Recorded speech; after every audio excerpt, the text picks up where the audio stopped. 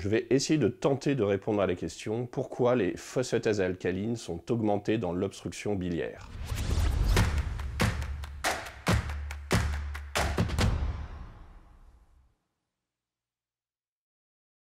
Donc pour commencer, il faut savoir que les phosphatases alcalines sont extrêmement importants en physiologie humaine mais animale. Tous les gènes des phosphatases alcalines sont conservés depuis la bactérie jusqu'à l'homme, et ce qui signifie leur importance physiologique. De plus, si on inactive les phosphatases alcalines au niveau cellulaire chez les souris, ceci est embryologiquement létal, suggérant leur rôle important au niveau du développement. Et pourquoi phosphatase et pourquoi alcaline? Alors, on parle de phosphatase car ce sont des enzymes qui entraînent une hydrolyse d'un phosphate. Et le plus souvent, l'ATP, l'ADP ou les lipopolysaccharides. Pourquoi alcaline?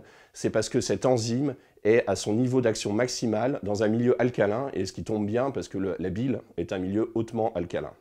Du coup, l'autre question, c'est où est exprimée la phosphatase alcaline ou les phosphatases alcalines, dans le rein, dans les intestins, dans l'os, dans le foie et dans le placenta. Mais il y a 3 situations qui entraînent une augmentation des phosphatases alcalines dans le sang. Pendant la grossesse, à partir du 2e trimestre, du fait de la production par le placenta.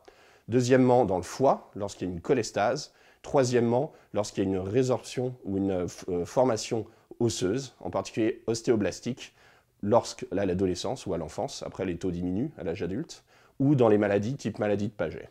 Et si on se focus vers les phosphatases alcalines hépatiques, elles sont exprimées au niveau de la membrane canaliculaire des hépatocytes, attachées à cette membrane par un glycosylphosphatidylinositol. Et la principale action des phosphatases alcalines au niveau de ces hépatocytes, donc la membrane, le côté canaliculaire, là où elle produit la bile, c'est de réguler la formation de la bile, la réguler négativement. Parce que dans la bile, il y a des ATP et des ADP qui sont produits, qui entraînent positivement la formation de la bile au niveau des cholangiocytes.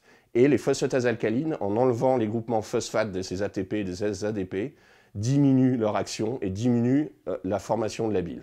Donc ça, c'est important au niveau physiologique. Après, si on va au niveau lorsque survient une obstruction biliaire, cliniquement, au quotidien, il y a 2 types de présentation clinique et biologique. La première, c'est une patiente ou un patient qui arrive avec des douleurs de l'hypocondre droit fortes, une cytolyse très importante, à plus de 10 fois la normale, et qui est secondaire à une mise en tension brutale de la voie biliaire, le plus souvent, majoritairement, par une migration d'une lithiase.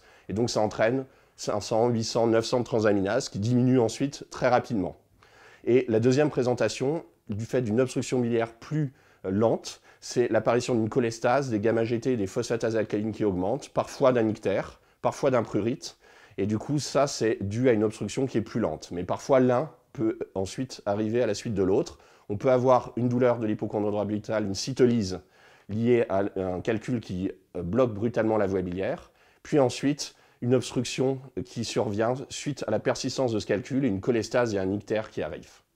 Et du coup, la question est pourquoi les phosphatases alcalines augmentent lorsqu'il y a une obstruction des voies biliaires, quelle que soit la cause de l'obstruction.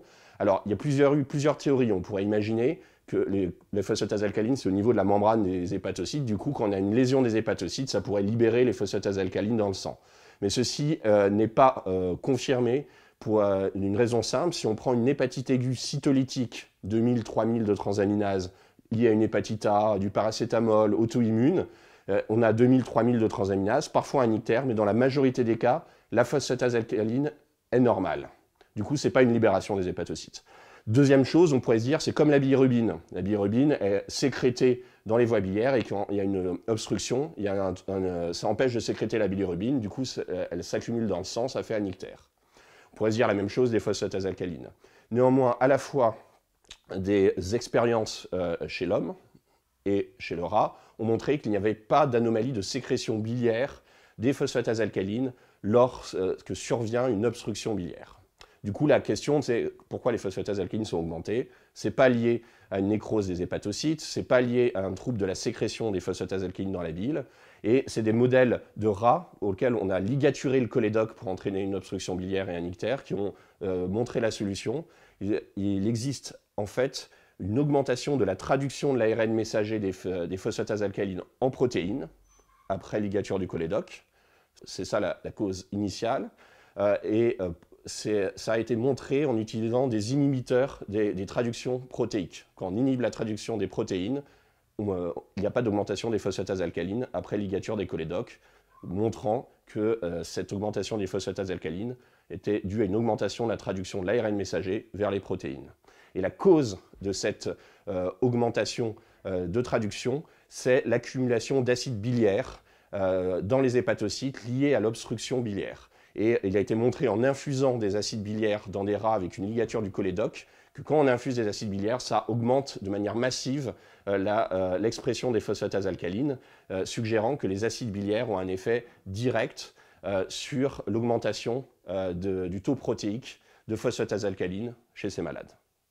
Et ça, c'est assez intéressant parce que ça explique ce qui est observé en pratique clinique. Lorsqu'on effectue une désobstruction biliaire, la bilirubine diminue très rapidement parce qu'elle est sécrétée d'un coup, alors que les phosphatases alcalines mettent beaucoup plus de temps. En général, la bilirubine, ça met 2 à 3 semaines pour revenir à son état normal, alors que les phosphatases alcalines, c'est 4 à 6 semaines, car le mécanisme de traduction est beaucoup plus lent à entraîner un rétrocontrôle de la production des phosphatases alcalines. Du coup, c'est pour ça que les phosphatases alcalines mettent beaucoup plus de temps à diminuer que la bilirubine.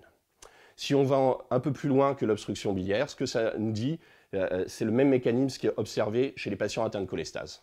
La cholestase biologique, c'est une diminution de l'excrétion de la bile vers l'intestin, avec un reflux d'acide biliaire au niveau des hépatocytes, qui ont un effet toxique sur les hépatocytes, pro-apoptotique, inflammatoire, et qui se manifeste par la survenue d'une cholestase, l'augmentation de la gamma-glutamyltransférase et des phosphatases alcalines. Et donc, ce qui a bien été observé chez l'être humain et les patients atteints de cholangite biliaire primitive, une cholestase chronique, c'est qu'il existait une corrélation très nette entre le taux d'acide biliaire et le taux de phosphatase alcaline dans le sang, confirmant, en tout cas de manière indirecte, que les acides biliaires étaient vraiment le primum movens de l'augmentation des taux de phosphatase alcaline chez les malades à la fois ayant une obstruction biliaire, mais aussi une cholestase. Pour essayer d'en finir avec les phosphatases alcalines et la cholestase, il faut revenir vers les animaux et vers les ours. Alors je vais vous raconter pour finir une histoire d'ours.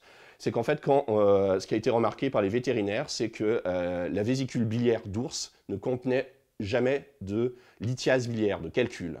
Et quand ils ont analysé la bile des ours, en fait, cette bile était principalement constituée d'acide urso-désoxycholique, urso pour ours, et alors que c'est donc un acide biliaire, alors que cet acide biliaire était un taux très faible chez la bile de l'être humain. Et donc actuellement, c'est le traitement des cholestases chroniques de type cholangite biliaire primitive, l'acide urso-désoxycholique. Ça a un effet anti-inflammatoire, ça augmente la sécrétion des acides biliaires dans les canalicules, et donc ça fait diminuer le taux de phosphatase alcaline, et de manière intéressante, sur des modèles de rats, c'est le seul acide biliaire qui n'augmente pas les taux de phosphatase alcaline lorsqu'on les infuse chez des rats avec une ligature du cholédoque. Donc la solution, en partie, en tout cas des cholestases chroniques, vient des ours.